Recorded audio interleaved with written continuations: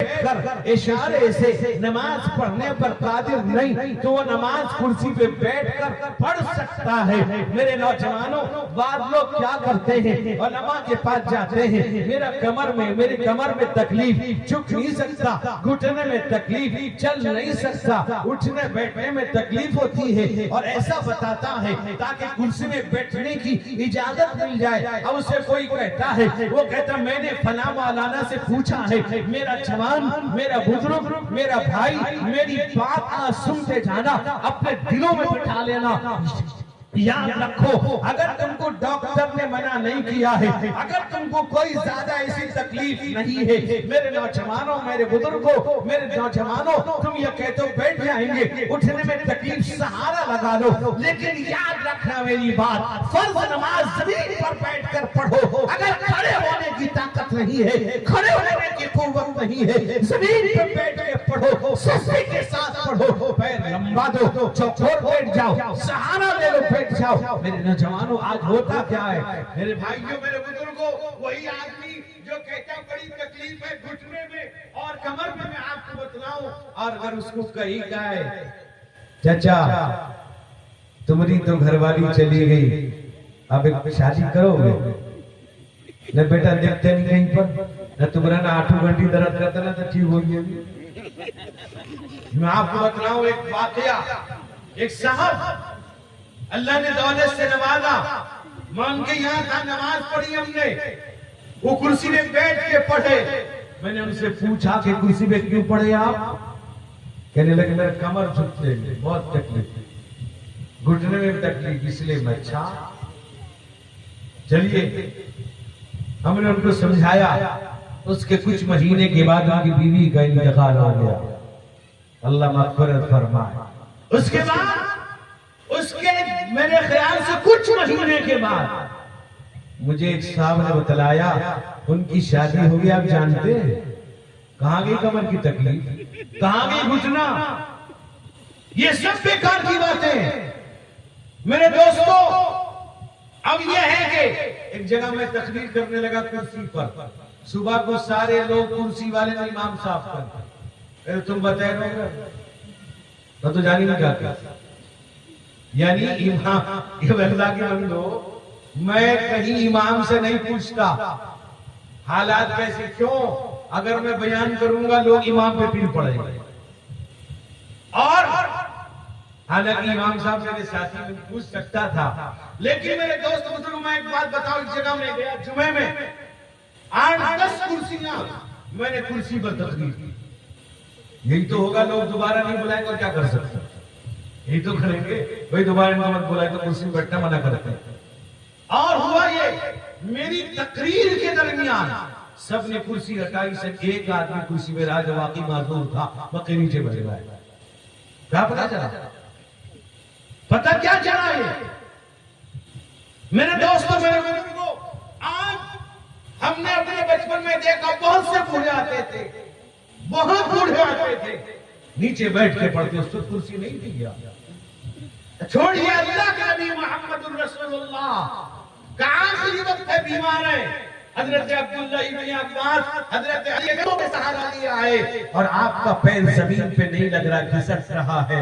आप तशरीफ लाए हैं, आप अबू बकर सिद्दीक नमाज पढ़ाने खड़े हुए थे, आप बाईं तरफ बैठे, नीचे बैठे, आपको शारे शरीयत थे, आप कुर्सी मंगा सकते थे, नहीं मंगा।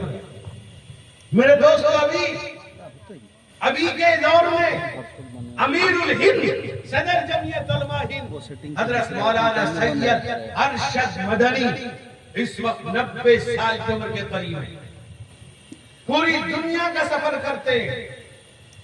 जद्दा में राब्ता आलम इस्लामी कई कमेटी वहां मीटिंग में जाते हैं, दोनों मक्के मदीने के जो कमेटी उसके मेंबर भी हैं जाते हैं।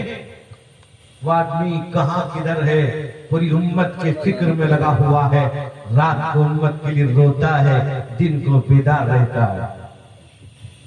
मेरे दोस्तों, जैसा जली आदमी अल्लाह इस दौर में अब नहीं है, और वो इस उम्र में सहारा लेके चलते हैं, लाठी, और फिर अपने नवासे का सहारा लिए चलते हैं।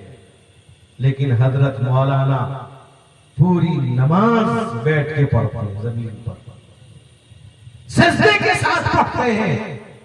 पूरा रमजान रहते मस्जिद में, पूरा रमजान का पूरा महीना काफी लोग इत्तिकाफ में रहते हैं और तरावी मुकम्मल पढ़ते हैं, उसके बाद तहज्जुद मुकम्मल पढ़ते हैं। बतलाइए इस उम्र के अंदर आज हमारा हाल है। तो मेरे दोस्तों, मेरे बुजुर्गों, अल्लाह के नबी रहमत कौनैन हुजूर सैयद आलम मोहम्मद मुस्तफा सल्लल्लाहु अलैहि वसल्लम वजू करते हैं, वजू का तरीका सीखते हैं। आज तो हम वजू करते हैं बात करते करते, वजू करते हैं एक दूसरे से बात पता नहीं, क्योंकि आदत होगी ना, हाथ धो उसके बाद फटाफट हो गया, 2 मिनट में वजू करके आ गए। ना मिसवाक है, बात जो गुड़ाखू के आती है, तो गुड़ाखू लगा थोड़ा, वो गुड़ाखू लेकर वजू करते हैं। अगर आपने गुड़ाखू पान किया है, मिसवाक कर लो। मैं तुमसे ये नहीं कहता कि गुड़ाखू पान नाजायज है, वो क्या है तुम जानो, तुम्हारा खसना तुम्हारा खाना जाने। लेकिन मेरे दोस्त बुजुर्गों, अब मिसवाक कर लो, मिसवाक सुन्नत है। गुड़ाखू तो अकबर खां का है, किसका है भाई? अकबर खां का। इसलिए अकबर खां को छोड़ो और रसूलुल्लाह की सुन्नत को अपनाओ। अच्छा एक बात बताता हूं, आपके यहाँ कच्चा प्याज कच्चा लहसुन खाते हैं? खाते हैं आप ना? हराम है। सब डर गए कि कुछ हुआ, क्या बदल गया रह गया, कोरोना के बाद मसला बदल रहा है। मैं एक जगह गया सफर में, तो वहां नमाज पढ़नी थी, तो घर वाले थे, तो हमने पूछा कि भाई कोरोना के बाद की विदा वही है या बदल गया? वो कहते रहे बदल गया। वो घबरा के बोलते है बदल गया। तो अब ये है कच्चा प्याज कच्चा लहसुन, ये हलाल है खाना। क्या नाम तुम्हारा बेटा? तुम्हारा नाम क्या है? रहीम, अब्दुल रहीम, रहीम अली खान, बहुत अच्छा नाम है। लेकिन ये निकाल देना हाथ से चेन को। तो मेरे दोस्तों, मेरे बुजुर्गों, मेरे जवानों, याद रखो, इसलिए क्या कह रहा है, कच्चा प्याज कच्चा लहसुन हलाल है। हलाल चीज खाकर मस्जिद जाने को मना किया गया। कच्चा लहसुन कच्चा प्याज कि मस्जिद खा के कच्चा प्याज कच्चा लहसुन खा के मस्जिद न जाना। क्यों?